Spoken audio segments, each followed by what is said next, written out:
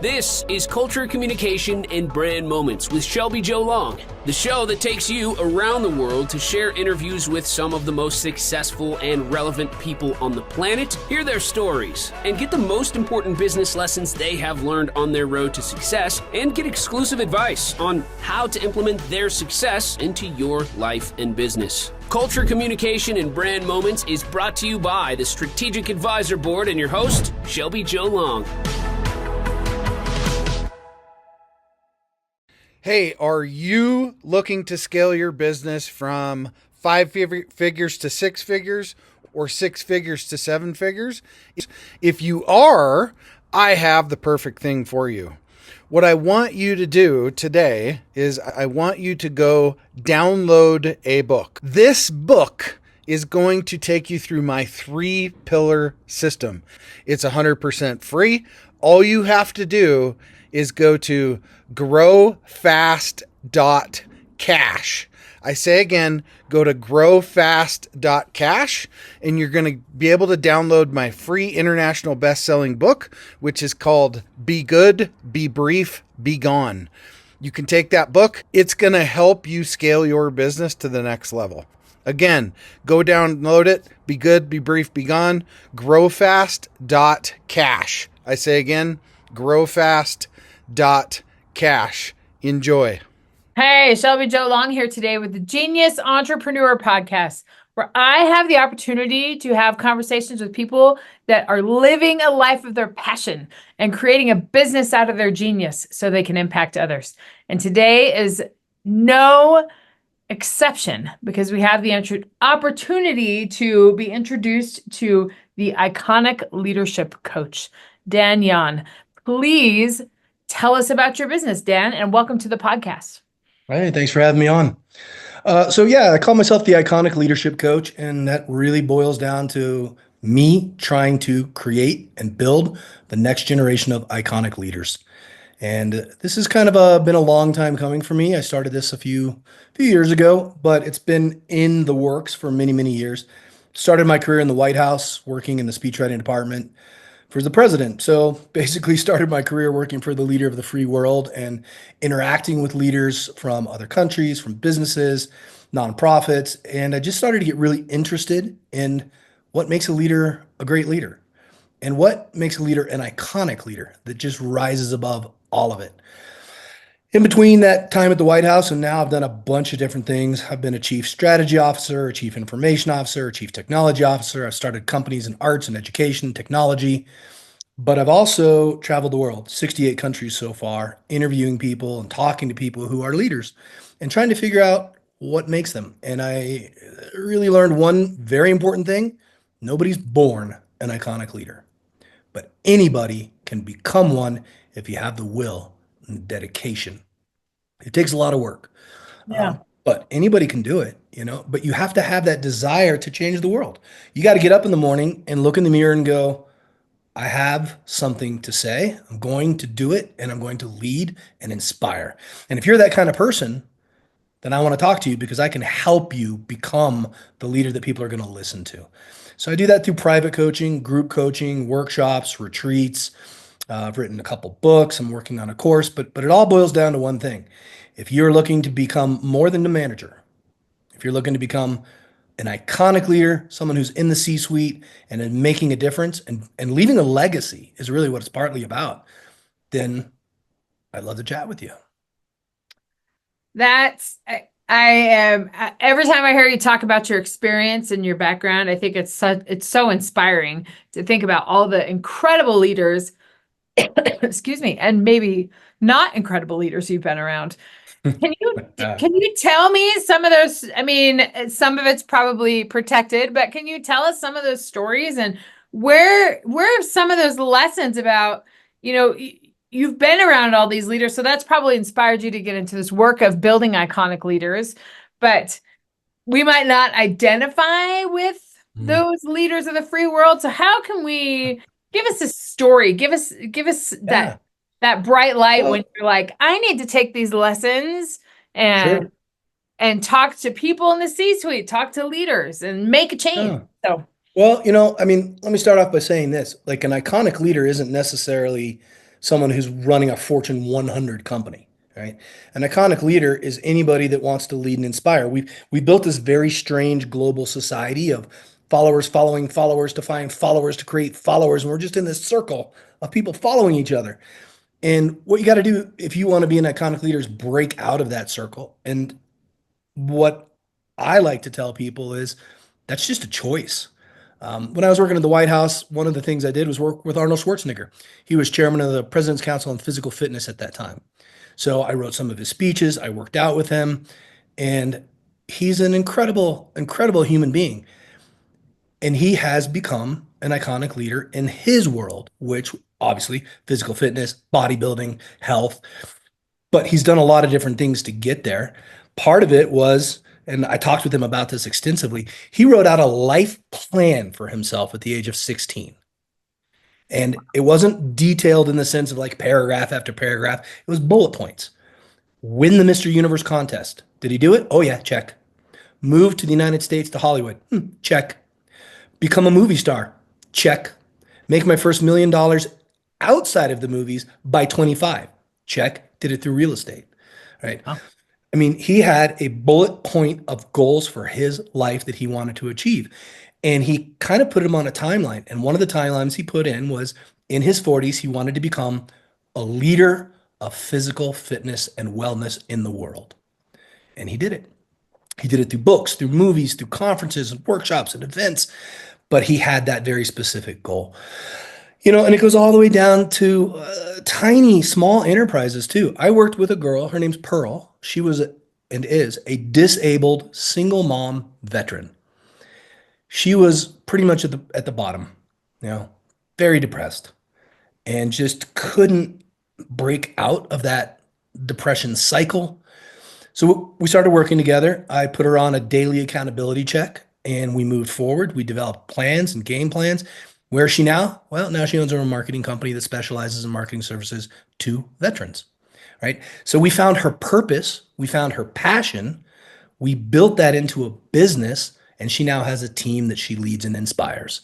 And that's what it's about. And that's what I do. I mean, I can tell you stories from leaders I've met. When I worked in the White House, one of the things that happened is Boris Yeltsin came. Well, Boris Yeltsin probably had more alcohol in him when he showed up than I've ever had in me in my entire life. And so that's a different kind of a leader to observe and watch and chuckle at to some degree. But he served as a transition leader. He had his flaws and his foibles, but I talked with him and I learned where he was coming from. So that's a big part of what it is for me. You talk to Arnold Schwarzenegger, you talk to a disabled single mom, you talk to Boris Yeltsin, and then you talk to the guy who's trying to build the world's largest digital photo academy, which he now has. We started very small. He now has instructors in 50 cities across the United States and in Europe, teaching photography to kids and adults, hobbyists and professionals all over the world every weekend. So it's working with these kind of people that gives me my purpose, right? In Japanese, we call this ikigai, right? We found what we like, what we're good at, what we can be paid for, and what the world needs. If you find all four of those, then you can become an iconic leader, because the next step after that is simply implementing the traits and embodying those traits and principles of iconic leadership. And like I said, anybody can do this, right? It's just, you've got to have the will. So I just want to dig a little bit deeper into that perspective. You have your worldview is tremendous because you have all of these experiences and all of these conversations, and you're a speechwriter, you're interpreting other people's feelings and thoughts and emotions and trying to get them to convey it into an audience and communication. I think that's so amazing. It's and I want to talk about your 8 principles of iconic leadership. So you have noticed in all of these cases, whether it be the disabled mom that develops her own marketing company, or Arnold Schwarzenegger, or President George Bush, any of those, that the principles are the same. Is it more you follow the plan and connect with your purpose and your vision? What you find, you clearly found that there were some similar characteristics. Is that what you developed, or where that So, principles came from? so what I did as I talked to these people and interviewed them, and I started taking notes and looking for commonalities between all these people, and it comes down to, I think, a couple things. Yes, you have to have that ikigai purpose finding exercise. You've got to do that at some point in your life to figure out, are you even on the path you're supposed to be on? Okay. Once you have figured that out, now that is not leadership in and of itself. That's finding out where you are, right? We've got this world of careers and opportunities and hobbies and all of this. Where in that world do you fit? Right? Maybe it's in sports, maybe it's in technology. It doesn't really matter where. You can become an iconic leader in any field, any thumb, any subject. So then what comes after that is, what is it that embodies an iconic leader? And what I identified is these 8 specific traits to iconic leaders. And they all practice and embody all 8 of these all the time. Right? And it doesn't really matter, are they going to the gym? Are they working with their family on a family project? Are they working on a nonprofit? Are they trying to run a Fortune 5,000 company and turn it into a Fortune 100 company? Anywhere in that, they're going to have to become an iconic leader. And those traits are things like adaptability, authenticity, being analytical, maintaining flexibility, practicing a creative mindset, being resilient. This is a big one, empathy. And this is a big one, curiosity. So that's what I identified as the 8 traits of an iconic leader. And if you embody those, what I mean by that is whatever comes up in your day as a leader, one of those traits is going to be what you need to embody to resolve or move forward, whatever that situation is, right? If it's the introduction of AI, right? This is not a daily thing. This is a huge thing. This is a global event, right? And it's changing our lives massively. So you've got to lead through that with resilience, right? You can't be the guy sitting there going, well, I'm going to fire everybody someday soon because I'm going to replace them. That doesn't work, right? Right. You've got to lead with creativity. How do I involve and engage with AI? Right? Adaptability. All right. Well, maybe I don't need to hire a person to do that, but I do need to hire a person to do this who can work with AI to accomplish our goal. Right? So embodying those traits, and I identified those traits through years of talking to people and asking people, like, I've talked to terrorists. Part of what I did at one point is I wrote research papers for Jane's Defense Group, largest defense research organization in the world. And I wrote an extensive paper on terrorism in the 21st century. And I actually interviewed terrorists and I talked with them. And then I talked with the people who tried to negotiate with those terrorists, trying to understand those radically combative viewpoints, and where do they come from, and when someone actually can resolve a major terrorist event by negotiation and working through issues. I watched that process very carefully and tried to understand and eventually learn to embody whatever that trait was, because I saw it in action and I saw the tremendous positive impact that someone embodying one of those traits can have. So I've just kind of been on this path for a long time. And what I think is that the world needs iconic leaders more than ever. We are looking at the fall of Rome right now. The barbarians are at the gates. And in this case, the barbarians are terrorism, climate change, loss of habitat, crashing economies, greed. Those are my barbarians that are at the gates of my global society. Mm-hmm. And I want us to survive. And I want us to thrive. Okay. What is that going to look like? Well, I can tell you what it doesn't look like. It doesn't look like a bunch of people following each other in a circle doing nothing but TikTok dances. Okay. And I'm not knocking TikTok dances. Entertainment's critical. We have to laugh. We have to have fun. But somewhere, somehow, we've got to get people to break out of that following circle and step up, because we need you. What do you think is the biggest barrier for people not connecting with their true purpose and not understanding how to make their dreams a reality? What do you think is the biggest barrier that you find in your work that's common? Because I think the I have biggest, an idea of what I think it is. I want to see if it resonates with what you think it is. I think it's fear. I think fear is the biggest barrier. And that fear plays out in so many ways. People are afraid to speak. People are afraid to step up. People are afraid to show their ideas off. People are afraid of being ridiculed. People are afraid of being shamed. And I lay the blame for a lot of this on social media because people have started to very carefully construct and compose the version of themselves that they put out into that social media world. Okay, well, what's one of my iconic traits? Authenticity. Right? If you're out there just trying to get likes and followers, you're probably not being very authentic. And the reason you're not being authentic is because you're afraid. You're afraid to be your authentic self and put that out in front of people. So that's, I think, a big one. I think, another big barrier is that people don't ask for help, right? It's Yeah. very, very hard to make it through this life alone. No one can. Yeah. 100%. Fear So was what ask I for was. help. Yeah.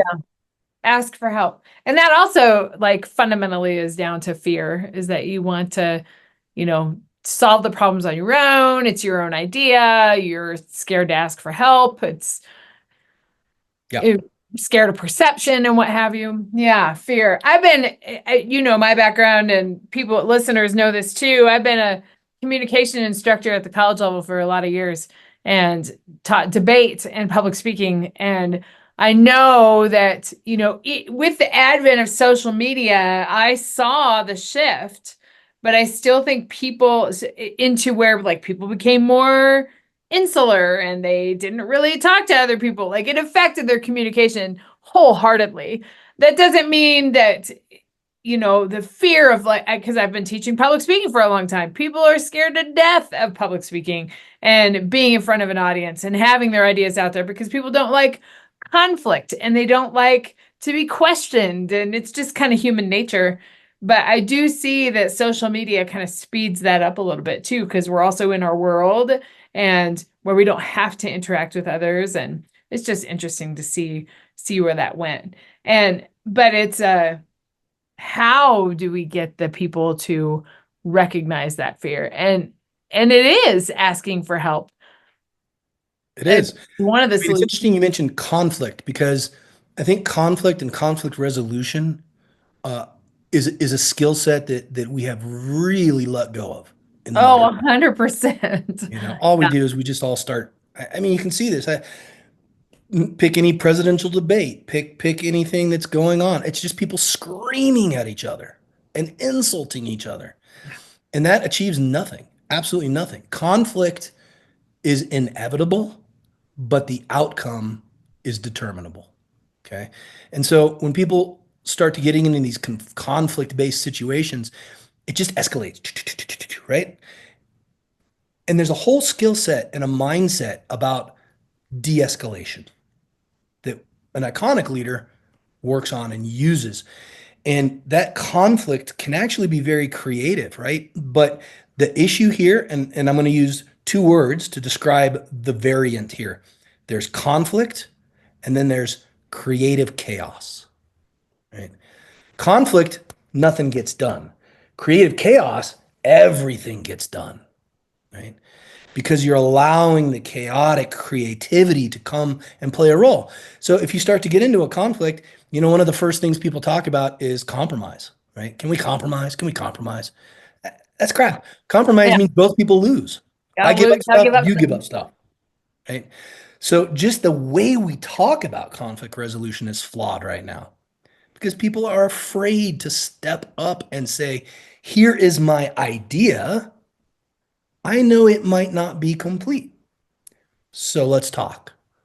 Help me flesh it out. And then let me hear your idea. And I think this is a big part of it too. Social media has conditioned everyone to broadcast. I'm broadcasting stuff out there. And if you say a comment I don't like, I can delete it. Right? Mhm. That is the fall of Rome, right? I mean, this is what happened. The Senate and the emperor got completely disconnected, totally detached from the real world and the public, and it just became nothing but conflict. There was no creative problem solving workshops happening. Instead, it was just stick their head in the sand.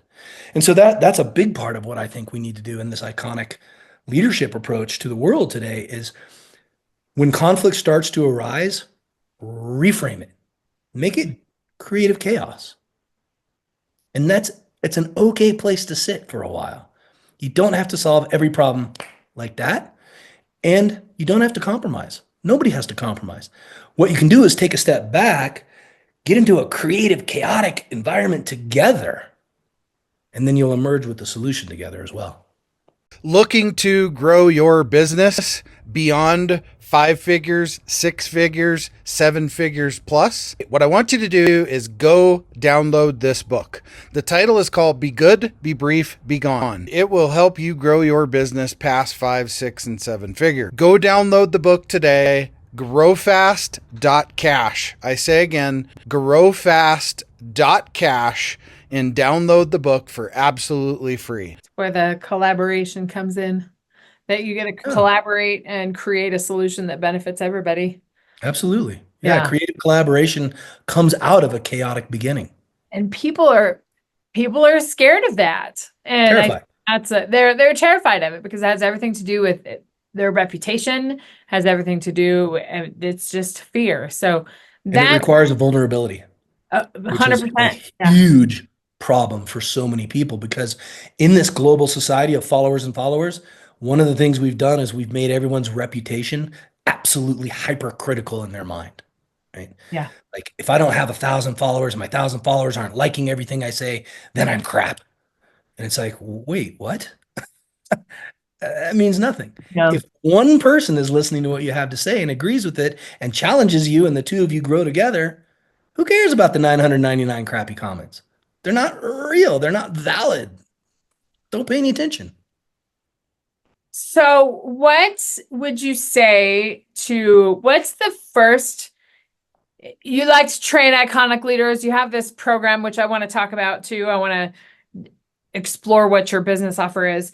But what would you say would be the first step in creating a community of these iconic leaders that are in the creative chaos and into problem solving and building solutions? What's the first step, do you think, as a society? As a society, I think the first step is we need to reevaluate what we consider important, right? Everyone wants to make money. So, okay, fine. Money has importance in your life. You need it to survive and do things like buy a house. But that's not a purpose. Your purpose can't be making money. Making money has to be the result of fulfilling your purpose with a passion. So the first thing we have to do as a society is start to just reframe how we define success. Right? And right now, I mean, you can just see this. Flip around on Instagram, the number of people going to rent sports cars and hang out at the airport so they can get a picture in front of a plane that looks like they maybe took a private jet somewhere. Like, and this goes back to authenticity, right? Like, we've got to reframe this, right? Look at Nelson Mandela. Right? He didn't make any money for a very long time sitting in prison. Right. But he was an enormous success as a human being. And we've got to stop putting people like that out of our own reach. You know, that Nelson Mandela example is always interesting to me because people always, their immediate response is, oh, well, yeah, one of a kind. No, he wasn't.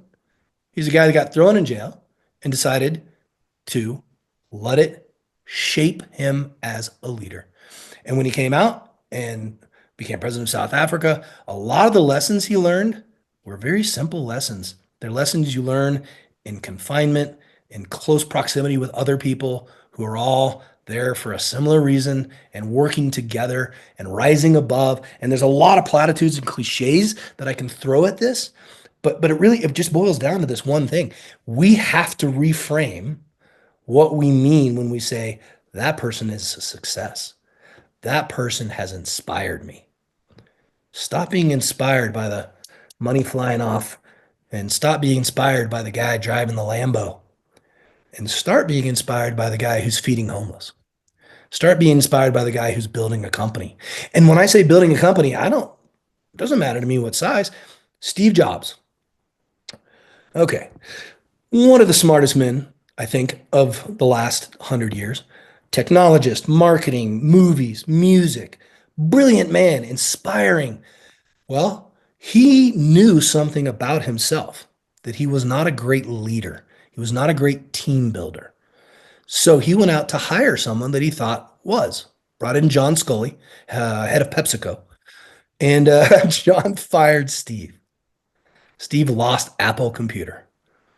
All right, well, that could have been a recipe for a very depressing episode for Steve Jobs, but it wasn't because he knew exactly what happened. And so he exhibited resiliency and authenticity and all my other traits.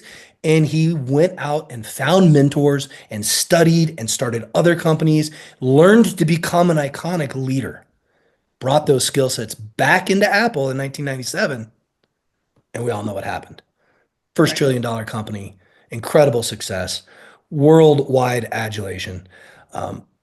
Did he become smarter? No. Did he become more knowledgeable about technology and marketing? No. No. What he did is he learned how to build high performing, successful teams. And he redefined what it meant to use a computer. And again, like that redefinition is an exercise we need to go through as a society. He redefined music, he redefined movies, he redefined computers. But all of it was him redefining himself as a leader first. And I think we can take that example and apply it to society. We have to start in schools. We have to start in business and in nonprofits and everywhere. And we've got to start working together and not against each other. Appropriate comment after an election last week, for sure. Talk about a lack of leadership on all sides, and I'm not poking at Democrats or Republicans. I'm just saying there was no leadership in this election.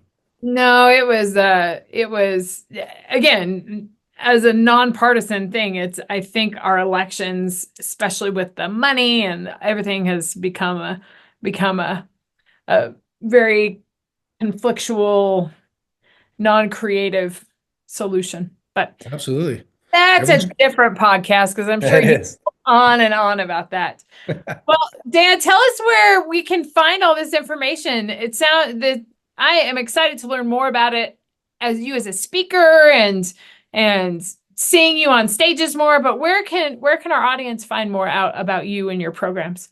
Sure. I mean, first place, go hit up my website, danjahn.com, DANJAHN. My last name is an old Black Forest German name, pronounced Jahn. So start there, danjahn.com. There's links there to my websites and about my coaching and my speaking. You can go to Amazon, pick up a copy of my latest book, Leading with Impact. I have a course coming out next month. It's called The Mindful Executive, Harnessing Ancient Wisdom for Modern Business Mastery. You can find out more information about that on my website too. But I wanted to come up with something at a lower price point that anybody could get into. And the course is my way of bringing that to the world. And it's a 12-module course. We look at things like the resiliency of Nelson Mandela. We look at the managerial skills of Genghis Khan. We look at the deep-seated belief structures of Egyptian mythology. We look about Native American spirit warrior concepts. We talk through the Japanese concept of ikigai. So we have these 12 modules that we're going to work through together to embed the ideas and traits and principles of iconic leadership from every culture, because every culture's had an iconic leader. Mm-hmm. You know which culture hasn't had one? Ours, right now. Yeah. But we can change that with absolutely chaos. Absolutely. Yeah. It's just a choice. I've made the choice that I'm doing my best to build the next generation of iconic leaders. And anybody that comes to my website, you can get in touch with me super easy. There's links to email me, call me, Zoom me, whatever you want to do. But yeah, I've made my choice. My choice is I want to build a generation of leaders. So I need everybody else to make the same choice and say, well, if he can teach me, I'll become one. Yeah. Well, I am personally excited to read your book. I'm excited to read about that and hear about your experiences and all of your background with the White House and traveling and being involved with different cultures. And I'm just excited to consume the information and be inspired myself. Oh, I hope I can. I mean, I was born in Sri Lanka. So my earliest memories are talking with Buddhist monks. And, you know, they have a lot to say as well. I mean, I think this is the interesting thing about our world today. We're also interconnected. Everybody's accessible anywhere. If you want to talk to somebody in India or Africa or Australia or Idaho, you can do that with a click of a button. The Mm-hmm. problem is the conversations aren't very good. Right. And that's what we need to shift. Yeah. Creative chaos. That's what we need. Absolute. Bring the Absolutely. world together. Well, Dan, Creative thank you. chaos with a purpose, with a With a passion. purpose. I like him. I like the creative chaos. I'm excited to use that term. That's fun. It's a fun place to be, actually. I think it's the happiest place a business can be. That feeds the inner debate person that I am, because I'm a Yeah. debate coach. I have been for a long time, and that definitely feeds into all my consulting and my coaching and all that, and my involvement as a business C-suite executive for sure. Absolutely. It's embracing that chaos and not being afraid to have those conversations, because that's where the change happens. It is. And again, it's about going into those conversations, knowing that there's going to be conflict because you have opposing ideas, but reframing how you approach them and work through them. And dropping out of the conflict mindset into the creative chaos mindset lets you move so fast, so much more rapidly than in a conflict-based situation. Dan, I forgot I had one last question for you. What would Yeah. you say? You have created a whole empire out of your genius that you have constructed over the years with leadership, and you have passion to change leadership and change away from followers to leaders in this society. What would you say to the person that is thinking about introducing their idea into the marketplace, into building a business out of it, monetizing their genius? Because that's what you are here because you have monetized your genius. So what would you say to the person that's thinking about that? Well, the first thing I would say is stop thinking and do it. Get off your chair and stand up and go do it. The number of people I've spoken with who tell me the great idea that they've had, and that conversation always starts with something like, you know what, I've been thinking about this for 10 years. Well, dude, Do it. 10 years? What have you been doing? 9.5 years ago, you could have started. So that's number one, right? Stop thinking, start doing. Number two, if you want to monetize your genius, then figure out what your real, true genius is, right? Don't step up and say, I'm really good with computers.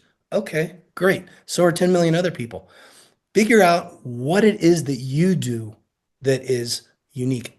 In my workshops, I do this one workshop. It's called the 1 day transformation, right?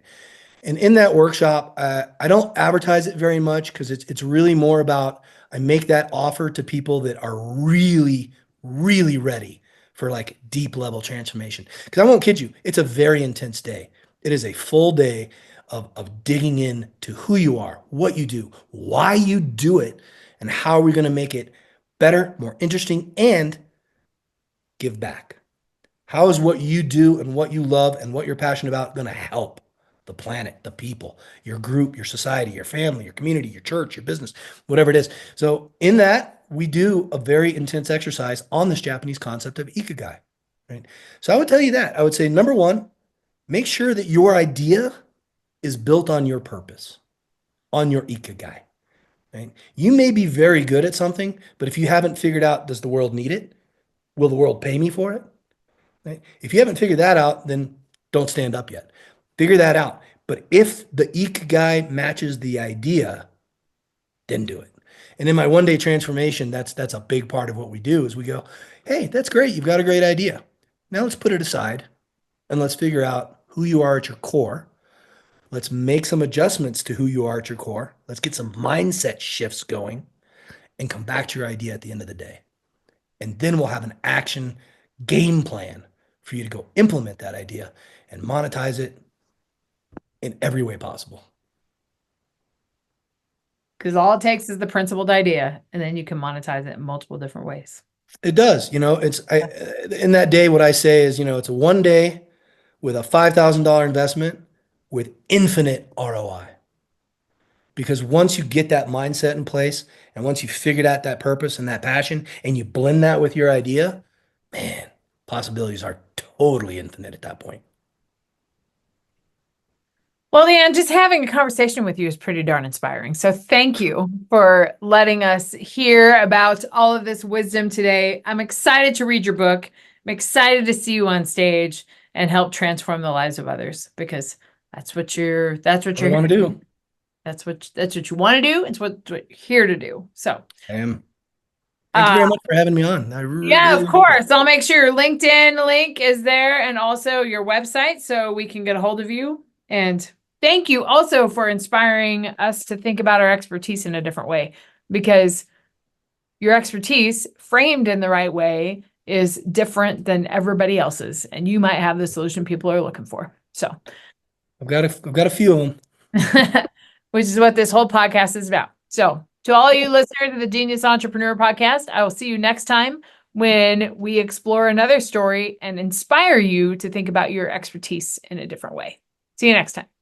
Hey, we all want to scale our business. Hey, I have the answer for you today to help you do that. If you're looking to scale from 5, 6, even 7 figures and beyond, book called Be Good, Be Brief, Be Gone.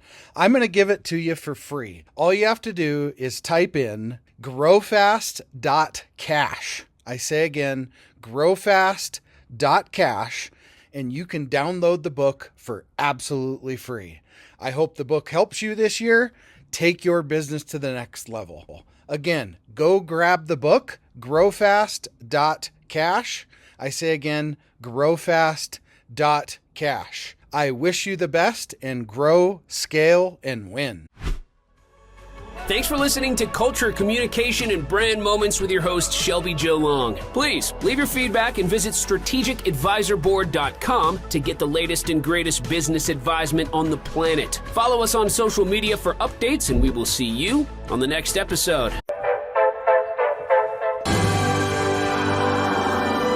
There it is. Magnum. Holy moly.